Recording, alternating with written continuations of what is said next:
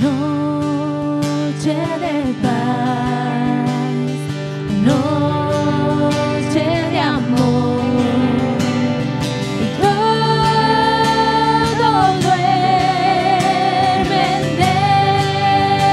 derredor. Entre los astros que esparcen su luz,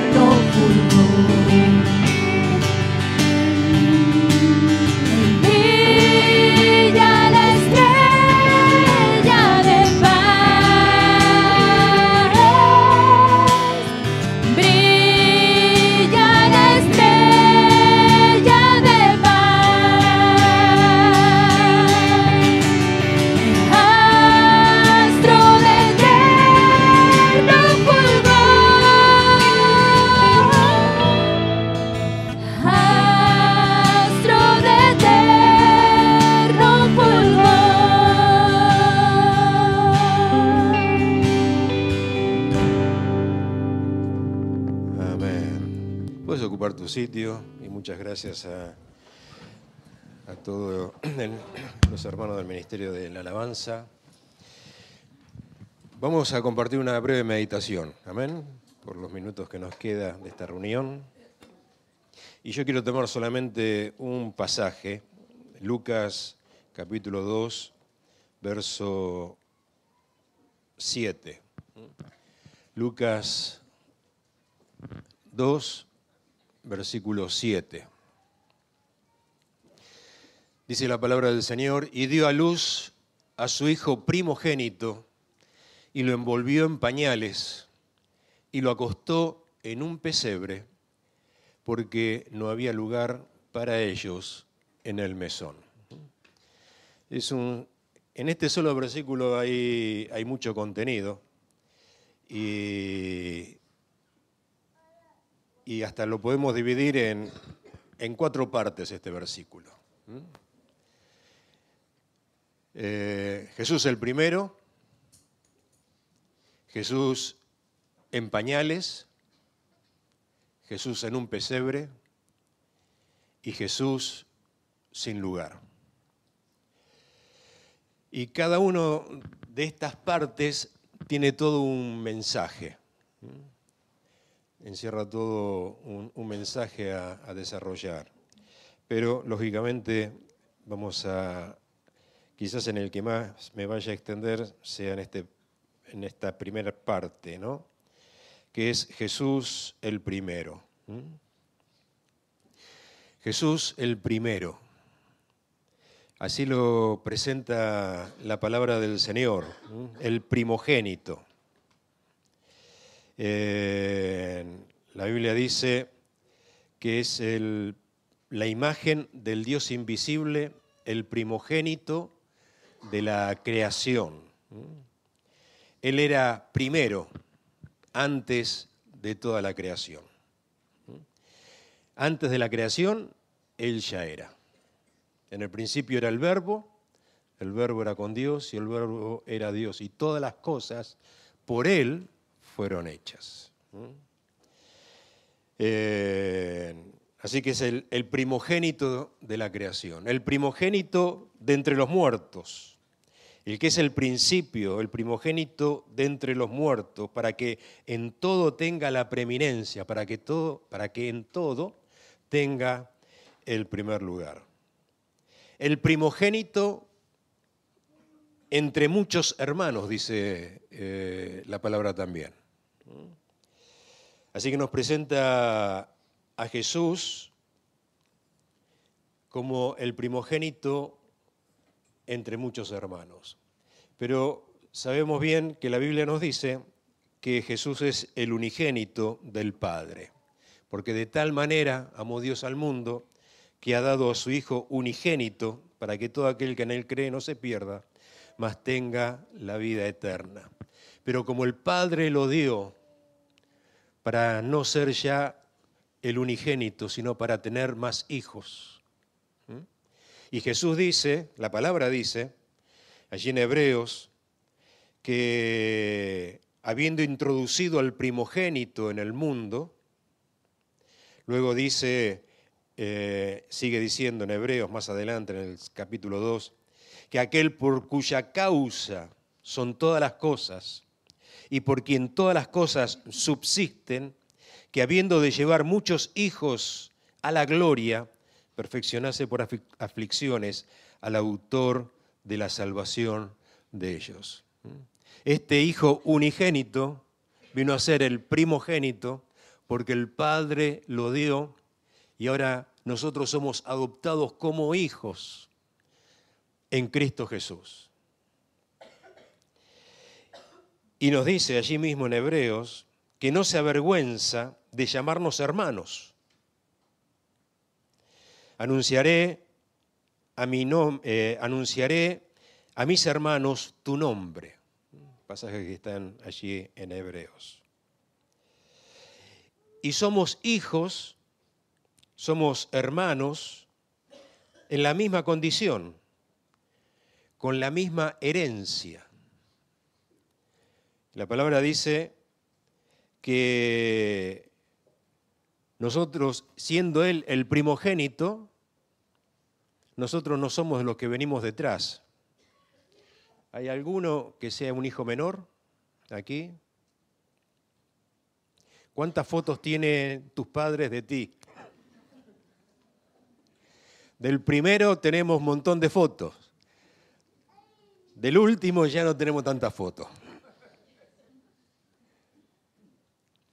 Porque el primogénito tenía toda la atención y en la cultura bíblica tenía esa doble porción de la herencia, tenía un privilegio.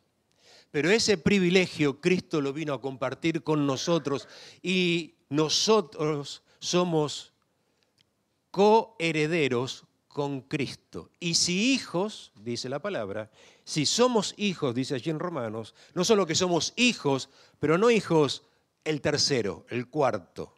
No, somos coherederos con Cristo. Nos estalla la cabeza frente a todo lo que eso implica. Como cuando la palabra dice, yo me he sentado con mi Padre en mi trono, y el que venciere se sentará conmigo en mi trono, ¿no?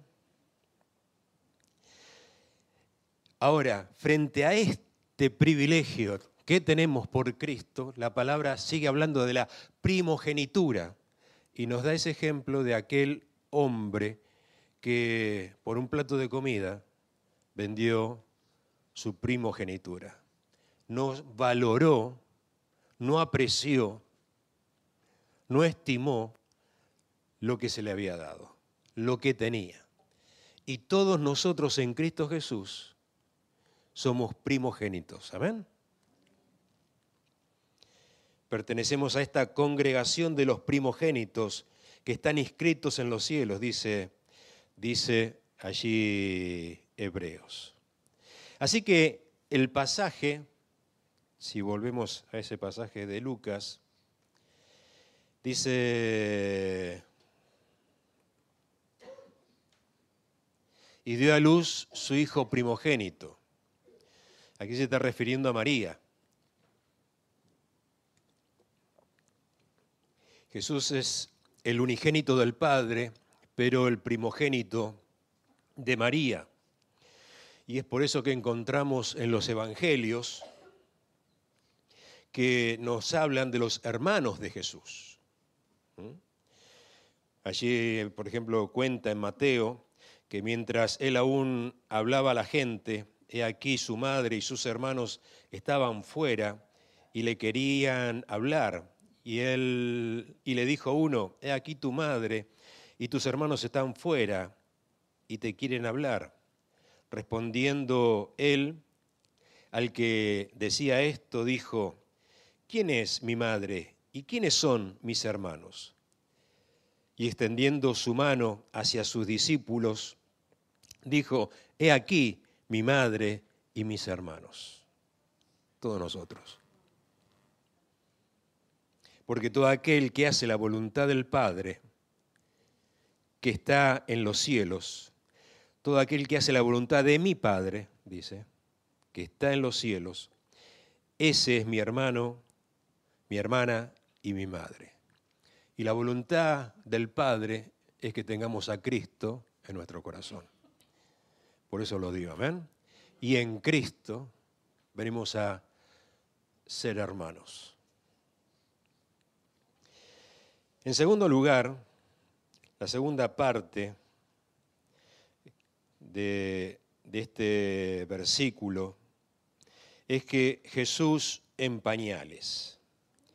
Jesús está en pañales en tu vida, en la mía. Jesús todavía está en pañales. El reino de los cielos todavía está en pañales. Cuando nosotros decimos que algo está en pañales, lo que estamos diciendo es que algo todavía tiene mucho por crecer, tiene mucho por desarrollarse. Y Cristo en nuestras vidas está en pañales. La vida de Cristo en nosotros todavía está en pañales. Todavía necesita cuánto desarrollo, cuánto crecimiento. Necesita todavía crecer el Señor en nosotros. Y los evangelios hacen muchas referencias a esta capacidad de crecimiento, de desarrollo del reino de los cielos en nosotros.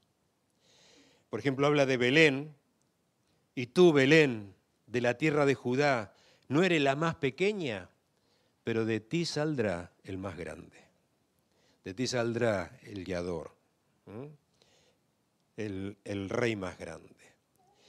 El reino de los cielos es como un grano de mostaza, que es la más pequeña de las semillas, pero llega a convertirse en la mayor de las hortalizas.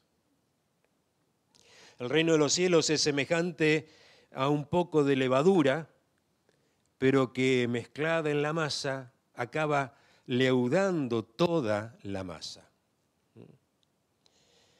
El reino de los cielos nos dice,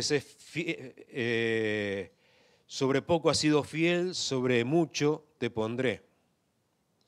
Y un pasaje precioso del Antiguo Testamento dice, porque aunque tu principio haya sido pequeño, tu postrer estado vendrá a ser muy grande. Cristo en nosotros, no hemos de pensar que ya está completado, sino que todavía tiene cuánto tiene que seguir creciendo este Jesús que está en pañales. ¿Por qué este Jesús, un niño nos es nacido, un niño nos es dado, un bebé? En tus brazos hay un bebé, hay un bebé. Él se puso en tus brazos. Un hijo nos es nacido, un niño nos es dado, o un niño. Cada uno de nosotros se nos puso en los brazos. Totalmente vulnerable. Yo puedo hacer con el niño lo que quiero. No, tómalo.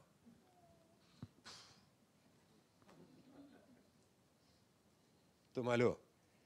No, no, no, llora mucho. No, no. Está en nosotros abrazarlo,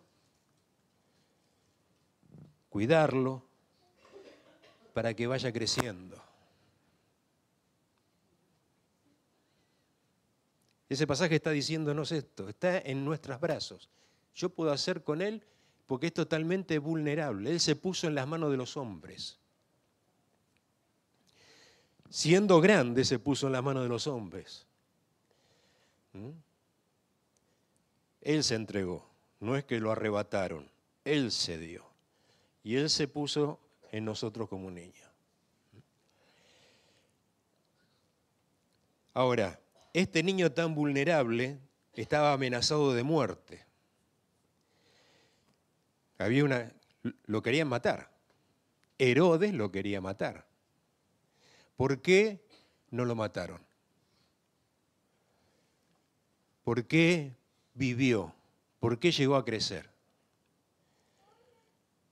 En el relato de la Navidad, porque José despertó y obedeció lo que el ángel le había dicho en sueño.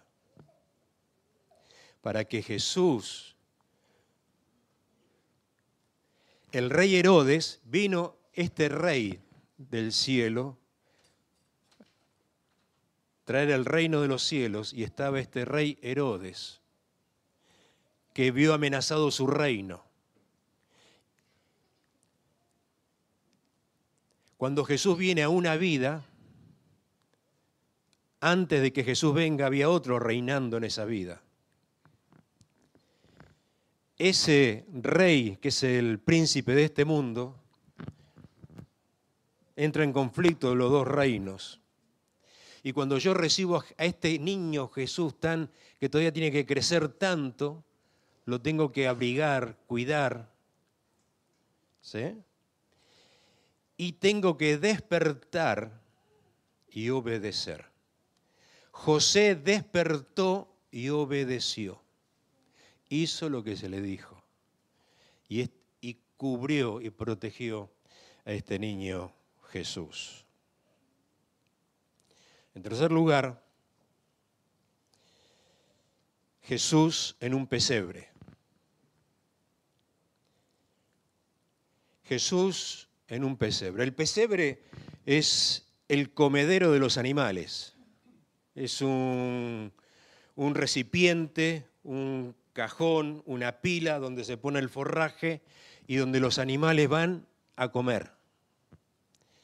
Jesús, el pan de vida, el pan del cielo, el pan de Dios, el pan vivo, el verdadero pan. Mira qué imagen. En el lugar donde los animales van a comer. Una imagen muy fuerte. Nosotros hemos sido creados a imagen y semejanza de Dios. Y esto es lo que nos diferencia de los animales. Pero por causa del pecado tenemos una naturaleza caída, dominada por las pasiones. Y la Biblia nos habla entonces de la carne. Y el pecado original, por el cual nuestra naturaleza está afectada y está dominada, y a veces nos comportamos, hay comportamientos irracionales, violentos, y no poco humanos.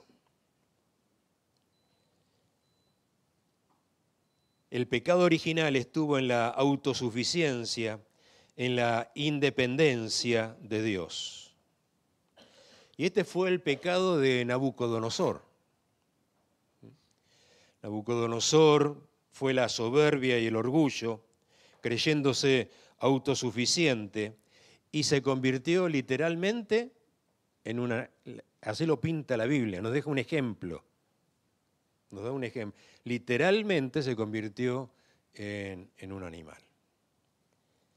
Ahora, solo cuando nos alimentamos de Cristo es que comienza a tener lugar la naturaleza de Dios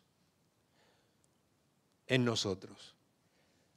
Nosotros que somos espíritu y somos carne, y nuestra carne está afectada, ¿no? Pero la obra del Espíritu Santo empieza a tomar lugar en nuestras vidas cuando Cristo es nuestro alimento. Y empezamos a levantarnos en esa imagen y semejanza de Dios. Y el cuarto punto de este pasaje es Jesús sin lugar.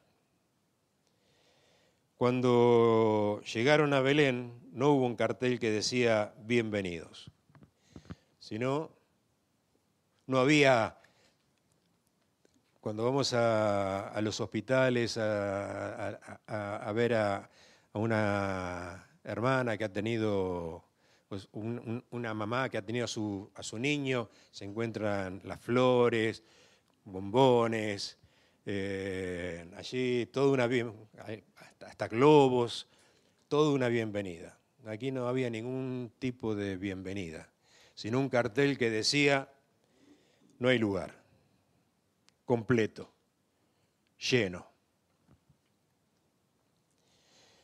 A lo suyo vino y los suyos no le recibieron. Y todo este punto, como todos los demás puntos que hemos estado mencionando, tienen todo un mensaje. En este solo versículo hay todo este tremendo mensaje para seguir ahondando. Porque este es el Cristo vino y se encuentra con que está lleno. Cristo viene a nuestros corazones, pero está ocupado con esto, con aquello, con lo demás, y no hay lugar. Este Jesús que nació fuera, murió fuera, fue crucificado afuera de la ciudad. Nació afuera, murió afuera, y el Cristo resucitado, Apocalipsis lo presenta afuera. Aquí yo estoy a la puerta y llamo, si alguno oye mi voz, entraré a Él y cenaré con Él y Él conmigo. Este es el punto. Cuando nuestras vidas se ocupan con otras cosas, y por eso nos dice, no demos lugar al enemigo, ¿no? Sino para que Él tenga en todo la preeminencia, Él tenga el primer lugar en nuestras vidas. Y en estas Navidades, poder una vez más decirle al Señor, ocupa tú todo el lugar. Tengas lugar en mis pensamientos, en mis decisiones, en mis conversaciones, en mi tiempo, que tengas tú lugar. Amén. Amén. Gracias a Dios por la Navidad. Gracias a Dios porque por una fecha puesta para celebrar la Navidad se nos obliga o nos vemos obligados a meditar en lo que Jesús hizo por nosotros. Amén. Amén. Así que cada año celebra la Navidad. Vamos a ponernos en pie.